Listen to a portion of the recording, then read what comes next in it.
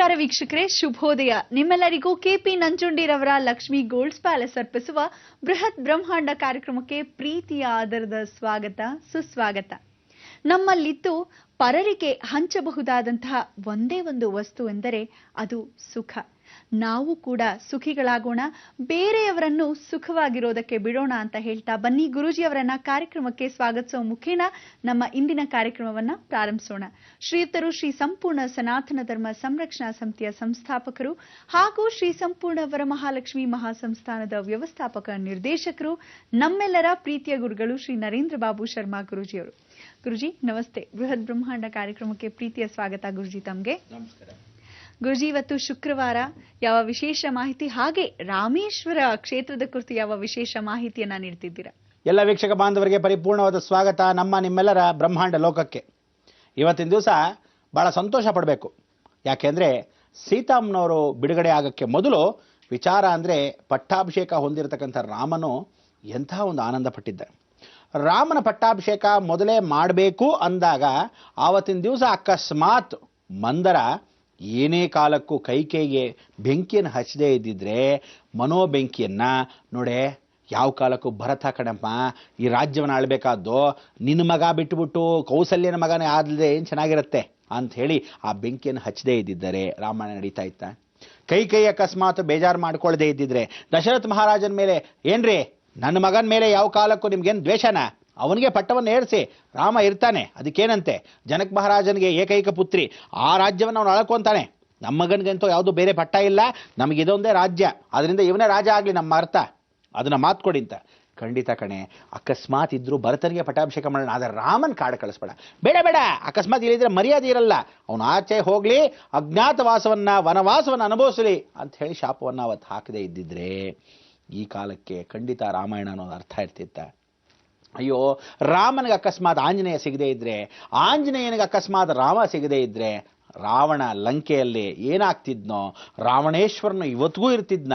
ಅಯ್ಯೋ, ಕೃತಯುಗದಲ್ಲಿ ಮೊದಲು ಕಾಲದಲ್ಲಿ ನೋಡಿ, ಕಲಿಯುಗನ 120 ವರ್ಷ ಅಂತ ಕರಿತೀವಿ. ಅಂದರೆ ಒಂದು ಆನೆಗೆ, ಒಂದು ವಿಶೇಷವಾಗಿರ್ತಕ್ಕಂಥ ಮನುಷ್ಯನಿಗೆ ಪ್ರಾಣಿ ಹಿಂಸೆಯಾಗದಿದ್ದ ಪಕ್ಷದಲ್ಲಿ ಅವ್ರಿಗೆ ಯಾವುದೇ ಆಡ್ಚಂಕ ಬರದೇ ಇದ್ರೆ 120 ವರ್ಷಗಳ ಕಾಲ ಬದುಕ್ತಾರೆ. ಸತ್ಯ, ಸಂತೋಷ. ಆದರೆ ಅದಾದ್ಮೇಲೆ ಹಿಂದ್ಗಡೆ ಹೋಗಿ ದ್ವಾಪರ ಯುಗಕ್ಕೆ ಅಬ್ಬಬ್ಬ ಅಂದ್ರೆ ಜಾಸ್ತಿ ಏನಿಲ್ವಂತೆ, ಇವರು ಬದುಕ್ತಾ ಇದ್ದಿದ್ದೇ 10,000 ವರ್ಷಗಳಂತೆ. ಅಂದ್ರೆ 10,000 ವರ್ಷಗಳು ದ್ವಾಪರ ಯುಗದಲ್ಲಿ ಬದುಕ್ತಾ ಇರೋದೇ ನಾವು 120 ಇಯರ್ಸ್ ಇದೆಯಲ್ಲ, ಹಾಗೆ 10,000 ವರ್ಷಗಳು. ಅದಕ್ಕೆ ಅವರ ದೈತ್ಯಾಕಾರದಲ್ಲಿದ್ದು. ಅರ್ಜುನ ಎಷ್ಟಿದ್ದ? 144 ಫೀಟ್, ದ್ವಾದಶ ಭುಕ್ತಿ, 144 ಫೀಟ್ ಇದ್ದ. 284 ಭೀಮ, ಏನು ಆನಂದ, ಏನು ವಿರಾಟವಾಗಿದ್ದ. ಇವ್ರಿಗೆಲ್ಲ ಜೊತೆಗೆ 6 ಅಡಿ ಇದ್ದ ಕೃಷ್ಣ ಪರಮಾತ್ಮ. ಸಂತೋಷ, ಕೃಷ್ಣ ಪರಮಾತ್ಮ ಅಯ್ಯೋ ಮಾವ ಅಂತ ಹೇಳಿ ಪುಟ್ಟಾಗಿ ಓಡಾಡ್ತಿದ್ದ ಕೃಷ್ಣನ್ನ ಇವರು ಅವಹೇಳನೆ ಮಾಡ್ತಾ ಇದ್ರು, ಅಂದ್ರೆ ಮಾನಸಿಕವಾಗಿ ಅವಹೇಳನೆ ಮಾಡ್ತಿದ್ರು. ಕೃಷ್ಣ ಯಾವಾಗ ವಿಶ್ವರೂಪ ತೋರಿಸ್ತಾನೆ, ಸರ್ವಂ ನಾನೇ ಕಂಡ್ರೋ, ಬುದ್ಧಿ ಇದೆಯೇನ್ರೋ ನಿಮಗೆ ಅಂದಾಗ, ಶರಣು ಕೃಷ್ಣ, ಶರಣು ನೀನೇ ಭಗವಂತ ಅಂತ ಆಗ ಶರಣಾಗತ ಅದು. ಆ 10,000 ವರ್ಷದ ಹಿಂದಕ್ಕೆ ಹೋಗಿ ರಾಮಾಯಣ ಕಾಲದಲ್ಲಿ ಇವರು ಬದುಕ್ತಾ ಇದ್ದಿದ್ದು 1,00,000 ವರ್ಷ. ಇನ್ನು ಕೃತಯುಗದಲ್ಲಿ ಇವರು ಬದುಕ್ತಾ ಇದ್ದಿದ್ದು 10 ಲಕ್ಷ ವರ್ಷಗಳು. ಅಂದರೆ ಇಷ್ಟು ಲಕ್ಷ ವರ್ಷಗಳು ಬದುಕಿದ್ದಾಗ ರಾಕ್ಷಸರಿಗೆ ಸಾವೇ ಇಲ್ದಿದ್ದಾಗ 10 ಲಕ್ಷ ವರ್ಷ ಕೃತಯುಗದ ಕಾಲದಲ್ಲಿ ಹೇಗಿರಬೇಕು? ಆ ರಾವಣ ಸಾವಿಲ್ದೇ ಇದ್ರೆ ಅವನು 1,00,000 ವರ್ಷ ಬದುಕಬೇಕಾದ್ರೆ ಹೇಗಿರಬೇಕು? ಆಹಾ ಅಂತ ಇರಬೇಕಲ್ವ. ಆ ರಾವಣನ ದರ್ಪ, ಆ ರಾವಣನ ವೈಭವ, ಆ ರಾವಣನ ಶಿವ ಪೂಜೆ ಮಾಡ್ತಾ ಇದ್ದಿದ್ದು, ಆ ವಿಧಾನ, ಅವನಿಗಿರ್ತಕ್ಕಂಥ ಶಿವಭಕ್ತಿ ಅಪಾರವಾದದ್ದು. ಅವನಷ್ಟು ಒಳ್ಳೆಯವನು ಯಾರೂ ಇಲ್ಲ ಅಂತ ಎಷ್ಟೋ ಜನಕ್ಕೆ ಗೊತ್ತೇ ಇಲ್ಲ. ಮನವರಿಕೆ ಏನು ಅಂದರೆ ಮಾಯೆ. ಪ್ರತಿಯೊಬ್ಬ ಮನುಷ್ಯ ಫ್ರೆಂಡ್ ಆಗೇ ಇರ್ತಾನೆ ಜೊತೆಗೆ. ಇವತ್ತು ಸಾಧಾರಣ ನೀವು ಒಬ್ಬರು ಫ್ರೆಂಡ್ಸ್ ಆಗಿರಿ, ಯಾವುದೋ ಒಂದು ವಿಚಾರಕ್ಕೆ ಗಲಾಟೆ ಆಗ್ಬೋದು, ಏನಕ್ಕೆ ಅಷ್ಟ್ಯಾಕೆ ಹೋದ್ರಿ, ಒಂದು ಹುಡುಗಿ ವಿಚಾರಕ್ಕೆ ನಾನು ಫಸ್ಟ್ ಲವ್ ಮಾಡಿದ ಕಡೆಯ ನನ್ನ ಹುಡುಗಿ ನೀನೇನು ಲವ್ ಮಾಡೋದಲ್ಲಿ ಅಂತ ಹೇಳಿ ಇವನು ಗಲಾಟೆ ಮಾಡಿರ್ಬೋದು.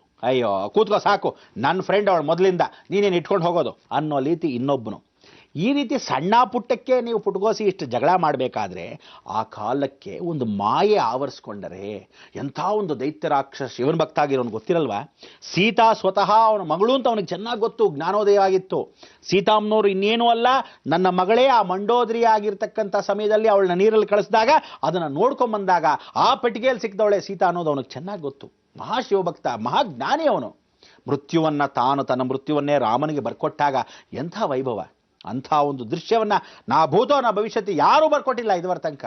ಅಂಥ ಒಂದು ಮೇಧಾವಿ, ಅಂಥ ಒಂದು ಶಾಸ್ತ್ರಜ್ಞ. ಇವನ್ನ ನಂಬಿಕೊಂಡಾಗ ಇಡೀ ಬ್ರಾಹ್ಮಣ ವಂಶವೇ ಅವನ ಪೂಜೆ ಮಾಡಬೇಕು ಅನ್ನೋದು ಸತ್ಯವಾಗಿರ್ತಕ್ಕಂಥ ವಚನ. ಯಾಕೆಂದರೆ ಅವನ ಪೂಜೆ ಮಾಡಿದ್ರೆ ಸಾಕಂತೆ. ಇವತ್ತಿಗೂ ರಾಮೇಶ್ವರದಲ್ಲಾಗಲಿ, ವಿಶೇಷವಾಗಿರ್ತಕ್ಕಂಥ ಕಾಳಸ್ತೇಶ್ವರನಲ್ಲಾಗಲಿ, ಈಶ್ವರನ ಹಳೇ ದೇವಾಲಯಗಳಲ್ಲಾಗಲಿ ರಾವಣನ ಪೂಜೆ ಇವತ್ತಿಗೂ ಮಾಡ್ತಾರೆ. ಯಾತಕ್ಕೆ ಗೊತ್ತಾ? ಅವನ ಪೂಜೆ ಮಾಡಿದ್ರೆ ಶಿವನಿಗೆ ಬಹಳ ಹತ್ತಿರವಾಗ್ತೀವಂತೆ. ಸಾಮವೇದ ಸೃಷ್ಟಿ ಮಾಡಿದವನು. ಆ ನೋವು, ಆ ಕರಳಲ್ಲಿ ಅವನು ಕಿತ್ತು ವೀಣೆ ನುಡಿಸ್ತಾನೆ. ಆಯೇಯು ಅಂತ ಹೇಳಿ ಆ ನೋವನ್ನ ಸಾಮವೇದ ಸೃಷ್ಟಿ ಆಯಿತು. ಇದೇ ಸಾಮವೇದ ಕ್ಷತ್ರಿಯ. ಅದಕ್ಕೆ 4 ವೇದಗಳಿಗೆ ಅಪಾರವಾದ ನಂಬಿಕೆಯನ್ನು ಇಟ್ಕೊಂಡಿರ್ತಕ್ಕಂಥ ಈ ಭಾರತೀಯ ಸಂಸ್ಕಾರದಲ್ಲಿ ರಾವಣ ಎಷ್ಟು ಮಹಾ ಮೇಧಾವಿ ಅನ್ನೋದು ಯಾರಿಗಾದ ಅರಿವಿದೆಯಾ?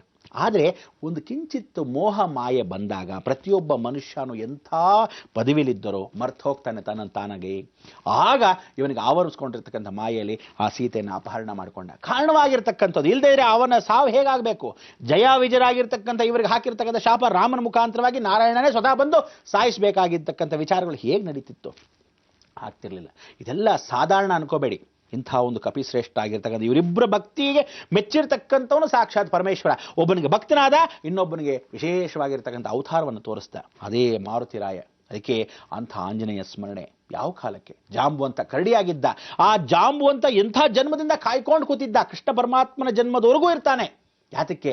ಆ ಜಾಂಬುವಂತ ಕೊಟ್ಟಿರ್ತಕ್ಕಂಥ ಆ ಶಮಂತಕ ಮಣಿ ಇವತ್ತೇನು ಅಳಿದೀವಿ, ಅಲ್ಲಿರ್ತಕ್ಕಂಥ ಚೂಡಾಮಣಿಯನ್ನು ಪರಿವರ್ತನೆ ಮಾಡಿ ರಾಮನ್ಗೆ ಹೇಗಿತ್ತು ಆ ಕಾಲದಲ್ಲಿ ಶಮಂತಕ ಮಣಿ ಅನ್ನೋದು ವಿಚಾರವನ್ನು ತಿಳಿಸುತ್ತೆ. ಆಗಲೇ ನಮ್ಮ ಜೀವನದಲ್ಲಿ ಸನಾತನ ಧರ್ಮದಲ್ಲಿ ಬಂದಿದೆ ಗೊತ್ತಾ?